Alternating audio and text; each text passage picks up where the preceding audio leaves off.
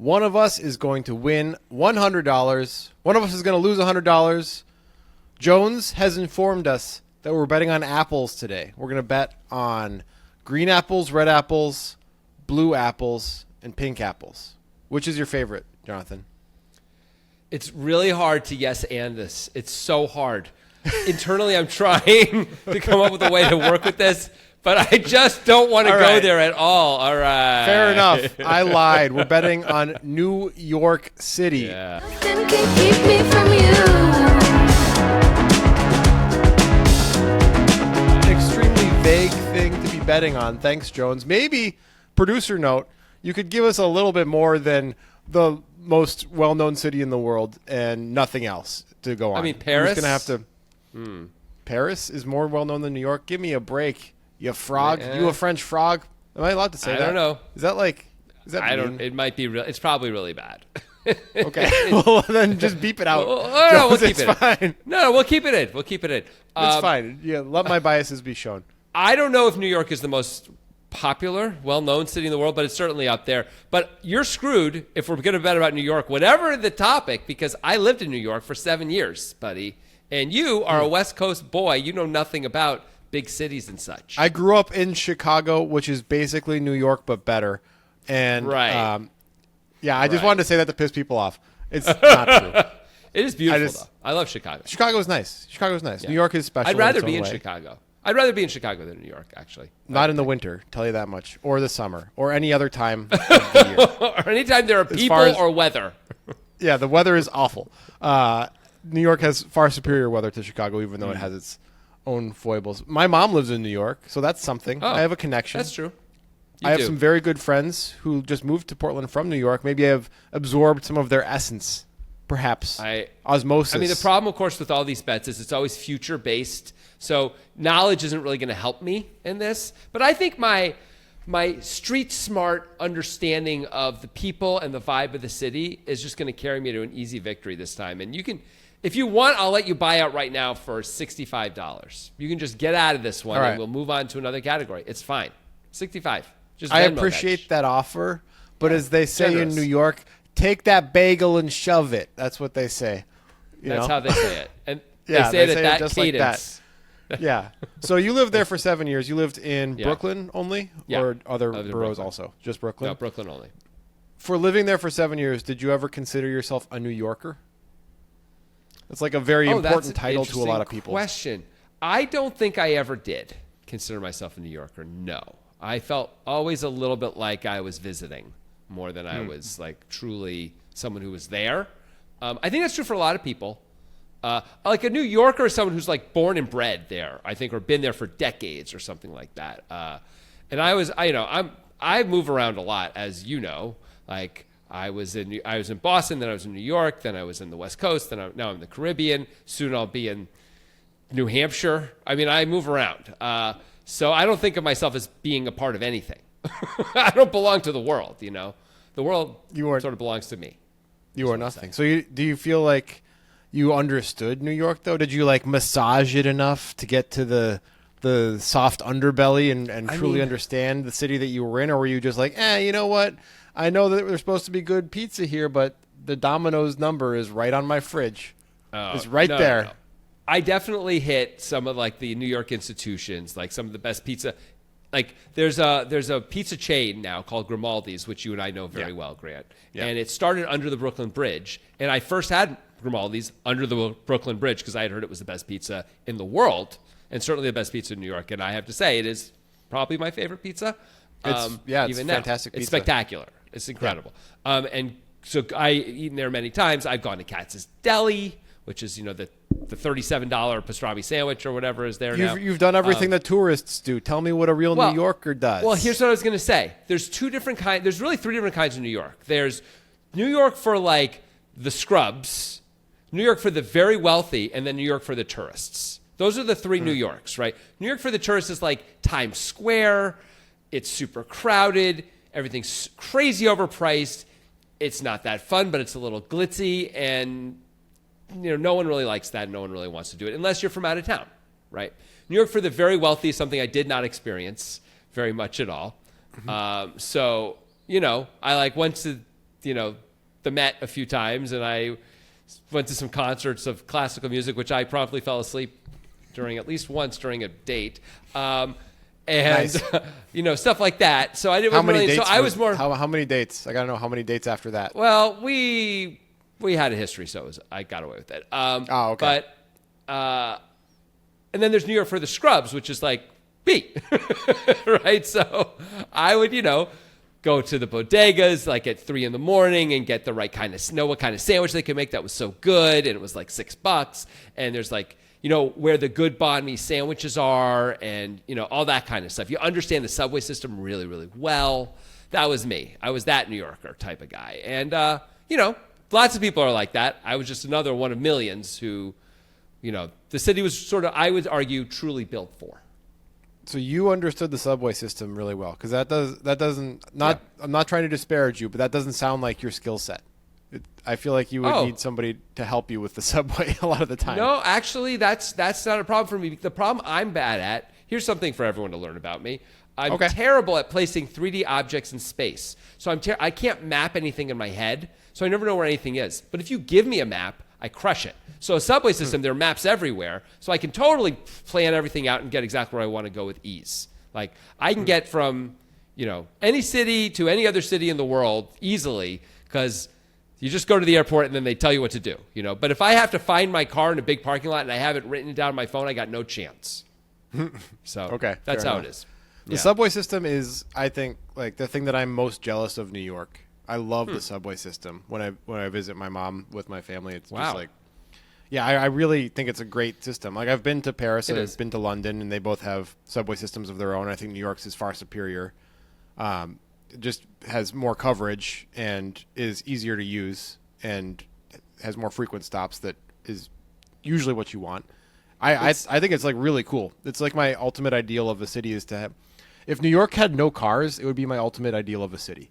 If they could just remove the cars part from New York, which I guess they're kind of trying to help with that with certain tax laws and stuff. The congestion pricing. Sure, but that isn't really removing cars. That's just slowing No, down. but it's diminishing. It's diminishing cars Slightly. But if New York surface streets were all covered with grass and bike lanes and walking paths, that would be my ideal city with the subway system underneath and that on the top. I would love that. The New York subway system is, I don't know if it's unique, but it's unusual in that it can actually be the most efficient way to get somewhere. Yeah, of course. It's actually faster than walking, biking, taking a car, helicoptering. Sometimes it's just better to pay the $3 and get on the subway and you're there in 3 minutes. And even though it's 40 blocks away or 50 blocks away, it's really remarkable how that can be. And I didn't really experience that, though I lived in Boston for many years and used the T system there as well, which is their subway system. It wasn't like that at all. Everything, it's like, surely, our car is always faster in Boston. No, New York is special in that way. Yeah. You might have to endure a dance troupe in your subway car, trying to you get a little money.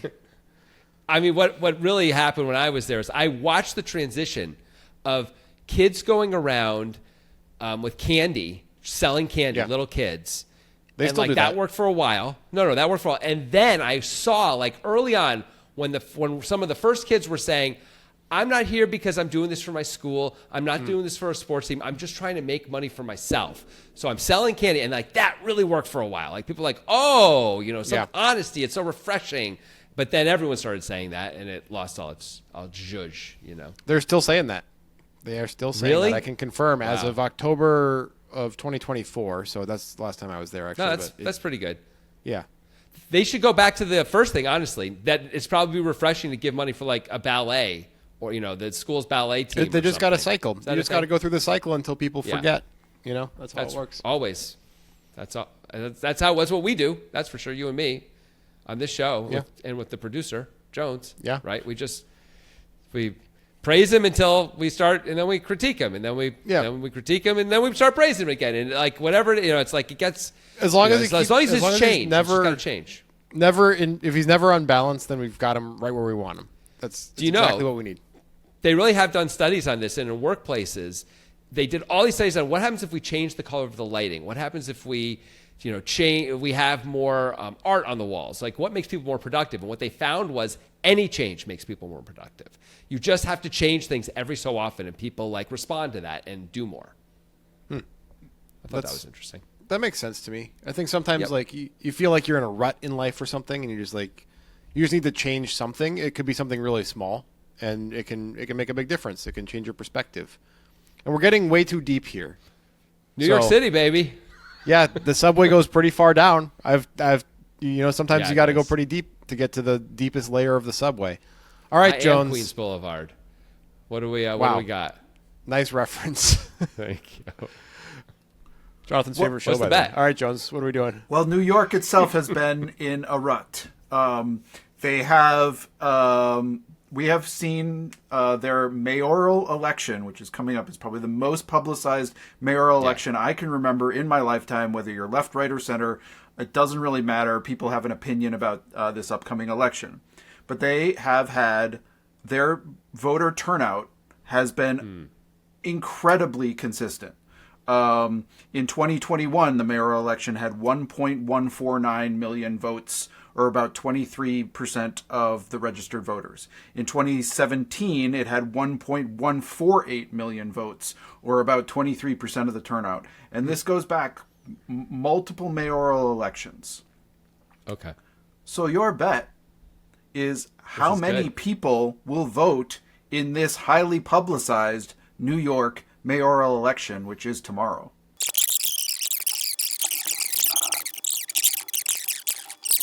If we had just done this as a percentage, you wouldn't have to do any of this. This is why I was asking about the All percentages. right, let's do percentage then. All right. All right. We're See? switching to a percentage. We're going So percentage. easy, right? Yeah. All right, so 23% when people ostensibly It's always care less than 23%, now. is what you're saying. Yeah. Yeah, it's been But this is the 23% most- really consistently. But this is the most this election has more heat than we've really seen. All right, so we're going with a who's closest here as a percentage, Right. right? So, Right. And we're going to send it to Jones, and Right. then he will reveal our numbers. Let's see. I'm going to think for a second. Oh boy, I know this is hard. It's hard to know what. Wow. Okay. And of course we're going to do not whole numbers here. We're doing it with Yeah, we can do how many any percentage places? decimal. And yeah, Yeah, I guess as many as you want. Really, is the answer, right? It doesn't really matter because we can figure out the math in Yeah. the end. Okay, that's true. Okay. 23%, remarkably consistent. All right, I am sending my number Care now. about this. Man, I'm a little afraid no matter what I do here. All right. All right. I sent mine in. I don't know, man. That's a really hard question. All right. Yep. I don't know if I overshot it or undershot it. I have no sense of this. I feel like I could miss by a big I have direction my either way. theories behind what I did, and I'll Yeah, explain okay. them after the numbers are revealed. All right, cool. Grant comes in Oh. at 23.25%, and Jonathan comes in at 24.3%. So Okay.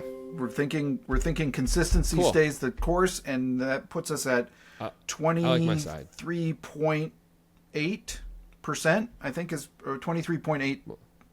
Put it up, whatever. You'll do the math and Yeah, put yeah. up the actual number, and we'll know. It's around 23.8. Okay. Great. Okay, so talk about why you went just a 0.25% higher. I think basically nothing ever happens is like the ultimate theory. Like people don't really change their behaviors based on how loud the news is about a thing. I think the same people who would have voted for any mayoral election will vote in this mayoral election. I don't think there's anything particularly notable about this election besides Mamdani's an interesting candidate. He's different than a normal candidate, but there's no one incident or one major galvanizing thing that's going to be like, you know what, I wasn't going to vote, now I'm going to vote. I don't think that there's going to be a large group of people who feel that way, which is why I just bumped it by 0.25%. Okay. I wanted to I wanted to bump it more, a little bit more to get closer to what your number would ultimately have been, but I was Yeah. worried that you were thinking the same way. So I felt like this was like the highest safe number I could do with the theory that I had. Interesting. I actually felt, so I went, 24.3 or something? I don't remember what I wrote. 24.2. I felt like I was grounding it and with sort of the same idea, but I feel like there's so much heat on this election that just adding 1 out of 100 more of those registered voters is going to vote instead of not doesn't seem like a lot to me.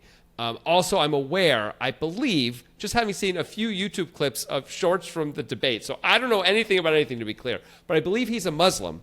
And that may pull out a different voting bloc than normally votes in these elections. And so I don't need that many more of those people to come in to do it. So that is one of my reasons anyway why I think I actually really like my side. I usually don't when we reveal our numbers. Usually I really like your side. This is like maybe the only time I've felt really, really good about my side. I feel the best about my side. I still like my side because I think it's like I lost the one where we were kind of betting the news about the meteor shower, right? Because you went with Chris's theory that the visibility was going to make a big difference, and that was correct.